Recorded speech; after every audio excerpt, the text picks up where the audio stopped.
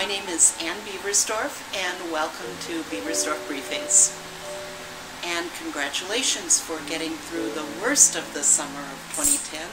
It's been an intense summer, and I do want to talk about why. The energies that we've experienced this summer will continue to ebb and flow over the next several years. And the reason they're important for us to understand is that the big planets that are involved in what people have spoken about as the cardinal cross of August, we have Pluto, Uranus, Saturn, Jupiter, and then for a brief period we had Mars and Venus also involved in that picture, and the Moon.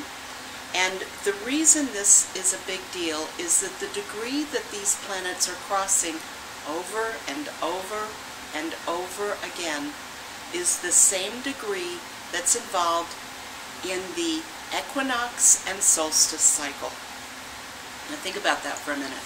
The solstices and equinoxes are the cornerstones of time on planet Earth. They are the turning points of the year. They are the beginning of spring, the beginning of summer, the beginning of fall, the beginning of winter.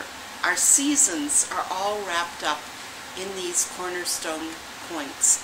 In fact, our entire relationship to space and time is related to the solstice and equinox points. So right now, this summer, and the good news is you'll have a little bit of a break for the next several months, and it'll come back next spring in intensity again. But this summer and next spring, what we have is planets in the sky, the planet of revolutionary change, the planet of death and rebirth, the planet of let's get serious now, this is no longer a game. These are the planets that are going across these points. So if you feel like you've become unhinged, it's because the hinges are breaking. Who we are, well, as somebody once said, the future ain't what it used to be. So relax, pat yourself on the shoulder. We're going to have a little bit of a break in some of this intense energy for the next 6 months, and then it'll pick up again. With exceptions, of course.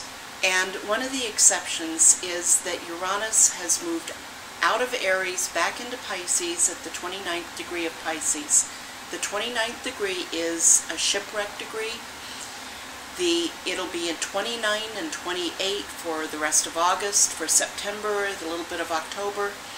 And these are the degrees that were involved with the Gulf oil spill, well break, the crisis in the Gulf.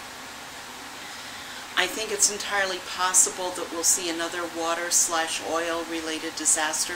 Certainly the monsoons in Pakistan are part of this pattern, and I think we'll probably see a few more.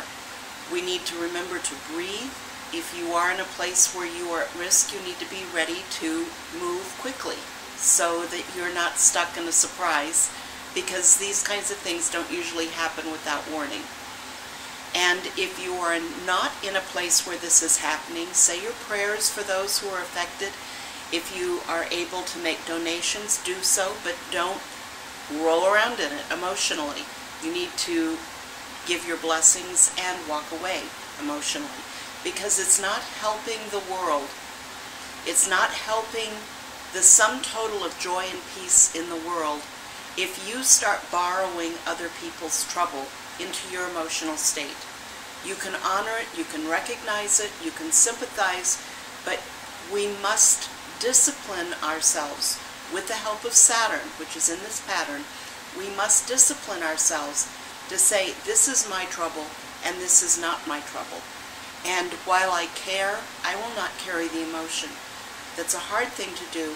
It's a spiritual discipline, and it obviously can't be done in a cold-hearted way, but we must know our boundaries. A few more things over the next couple of months. On August 20th, Mercury is going to station retrograde 3 times a year for 3 weeks each time. This is not the time to sign a contract for a new home or a new job.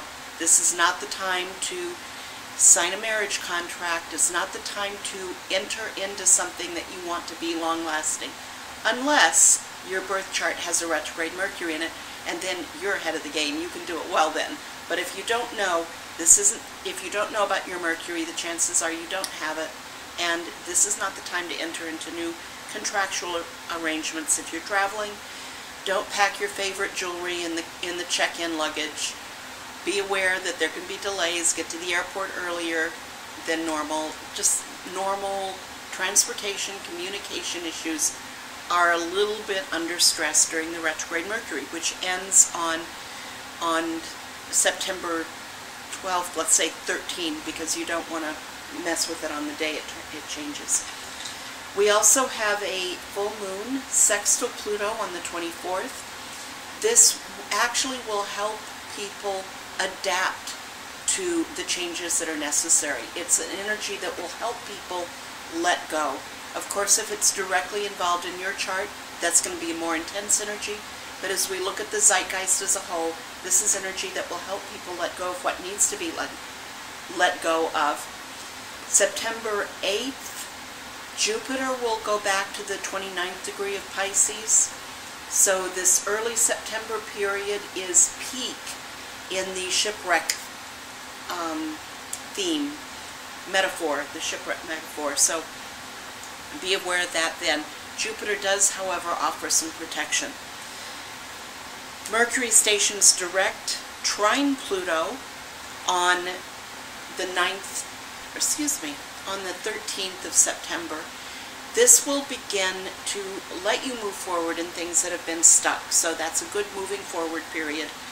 And the full moon conjunct Jupiter and square Pluto on September 22nd is a challenging new moon. It's a beginning of a period of being forced to let go of something you may not think you're ready to let go of. The key is you don't think you're ready. The fact is you are ready, and things will go much more smoothly if you allow those things that are being challenged to move out of your life and not try to fight to keep them in. The fighting with Pluto doesn't ever work. Somebody said once, if you want to box with God, you better have really long arms. So you don't want to box with Pluto. That's the next couple of months. We have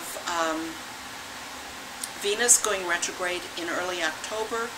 This is a very significant period, and we'll talk about that more at another time.